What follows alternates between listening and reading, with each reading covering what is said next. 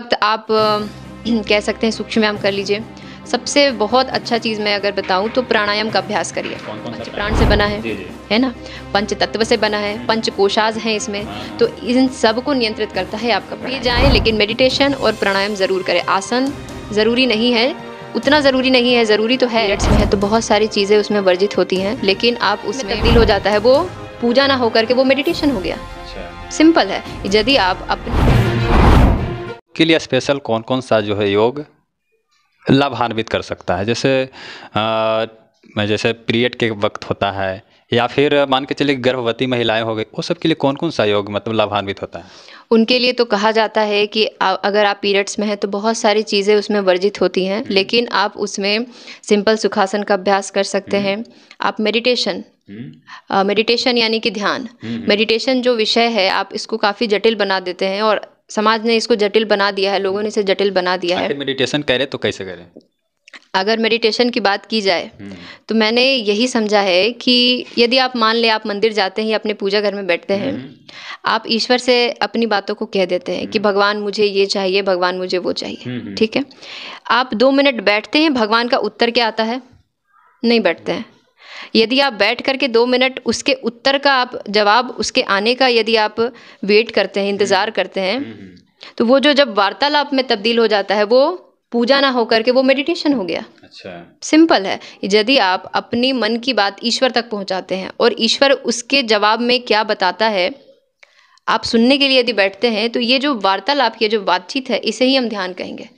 और ध्यान की अवस्था ये शुरुआती अवस्था है ना। बहुत सारे लोगों को बहुत सारी चीज़ें दिखती हैं, किसी का कोई भय है, वो भय आपको तंग करेगा उस वक्त, लेकिन ये अभ्यास ही यहाँ पे है जो आपको उस भय से दूर करेगा और आप शून्य की अवस्था तक पहुँच पाइएगा। पीरियड्स के वक्त आप कह सकते हैं सूक्ष्म व्यायाम कर लीजिए। सबसे बहुत अच्छा चीज़ मैं अगर बताऊं तो प्राणायाम का अभ्यास करिए। कौन कौन सा प्राणायाम? कपालभाति को छोड़ करके आप मुख्यतः एक ही प्राणायाम है, वो है आपका अनुलोम विलोम। क्योंकि पीरियड्स के दौरान होता क्या है कि हमारे शरीर में वायु का प्रकोप बढ़ जाता है। आपके एब्डोमिनल एरिया में वायु का प्रकोप बढ़ जाने के कारण वो आपको पेन क्रिएट करता है। तो आपका प्राणायाम जो है वो प्राणों को नियंत्रित करता है। प्राण अर्थात वायु। तो शरीर भी पंच प्राण से बना है ना, पंच तत्व से बना है, पंच कोशाज हैं इसमें, तो इन सब को नियंत्रित करता है आपका प्राणायाम। तो प्राणायाम को समझें, उसको सही तरीके से उसका अभ्यास करें अनुलोम विलोम का, तो आपको ये दर्द वगैरह ये कुछ भी महसूस नहीं होगा, आपका नॉर्मल पीरियड्स होगा। ऐसे अगर मोटापा की बात करें, महिलाओं में आजकल देखने को मिल रहा है घुटने की समस्या, कमर की समस्या, गर्दन की समस्या यानी जॉइंट पेन मिल रहा है। ये पहला इसका कारण होता है महिलाओं का चाय पीना। सही बात है ना। उनका खान पान सबसे बड़ा शत्रु है उनका। दूसरा उनका समय पे ना खाना खाना। खान पीन में सबसे ज़्यादा जो है आजकल के जो काफ़ी लड़कियां होती है, काफ़ी बाहर जाते हैं, चाइनीज़ फास्ट फूड में ज़्यादा रुचि रखती है, खास करके गोलगप्पा कहा जाता है। तो उन लोगों को क्या संदेश देंगे आप? उनको तो यही संदेश है, बुद्धि सबके पास है, अपनी बुद्धि का इस्तेमाल करें, जो सही है वो खाएं। यदि आपको सुंदर दिखना है, खूबसूरत दिखना है, तो फिर आपको पता होना चाहिए कि क्या खाना चाहिए और क्या नहीं खाना चाहिए। और वही महिलाएं जो कि अगर शादी के बाद अगर वही महिलाएं सबसे ज़्यादा जो है प्रॉब्लम ये सब झेलती है, चाहे पीरियड के वक्त हो, चाहे वो गर्भवती महिला हो, वही सबसे ज़्यादा झेलती है कारण। और यही कारण है कि आज जो है नॉर्मल जो है नहीं होता है, नॉर्मल डिलीवरी नहीं हो पाता है, और वही जो है आज ऑपरेशन के माध्यम से होता है। तो आखिर क्यों?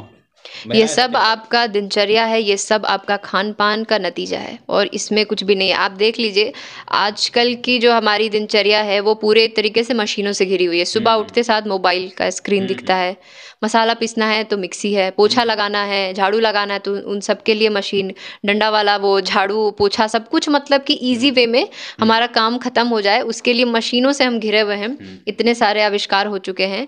हाँ, हमारे जीवन को सरल बनाने के लिए वो सही है, लेकिन यदि जीवन उनके पीछे बंध जाए, हम उसके बंधक बन जाएं, तो वो सही बात नहीं है। किसी दिन जल्दबाजी है तो आप मिक्सी का इस्तेमाल कर ले, किसी दिन जल्दबाजी है तो आप मतलब कि जो है काम में जो भी आने वाले घर के सामान है उसका इस्तेमाल करें, लेकिन इसको रेगुलर वे में आप शामिल नहीं करें। कभी आप बैठ के पोछा लगाएं, आपकी पेट की समस्या खत्म हो जाएगी, गैस की समस्या खत्म हो जाएगी।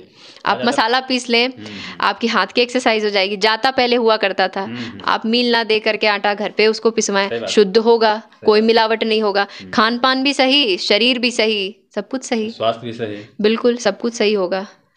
बस यही सारी चीज़ें मैं महिलाओं को कहना चाहूँगी कि जी। आँखों को खोलिए और एक बात ज़रूर उनको मोटिवेट करने के लिए कि आप पूरे घर की मुखिया हैं। आप ये मत सोचिए कि आप कुछ नहीं है घर के लिए। आप हैं तो आपके बच्चों को आप शिक्षित कर सकती हैं अगर आप शिक्षित हैं। आप अपने पति को सही मार्गदर्शन दे सकती हैं। आप पूरे घर को सँभाल सकती हैं और सँभालने का आपको ज़िम्मेदारी मिला भी है महिलाओं को।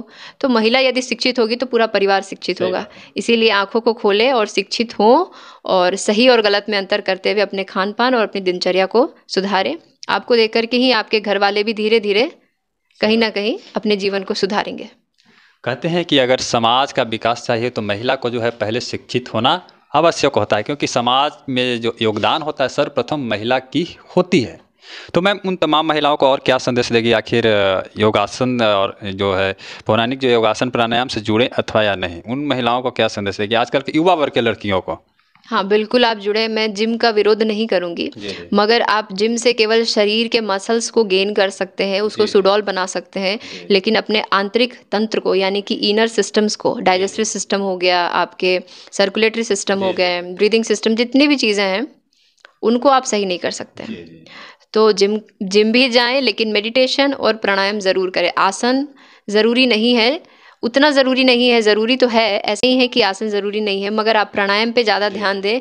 वो आपके मानसिक विकास के लिए भी, आपके शारीरिक विकास के लिए और आपके आध्यात्मिक और आंतरिक विकास के लिए बहुत लाभकारी है।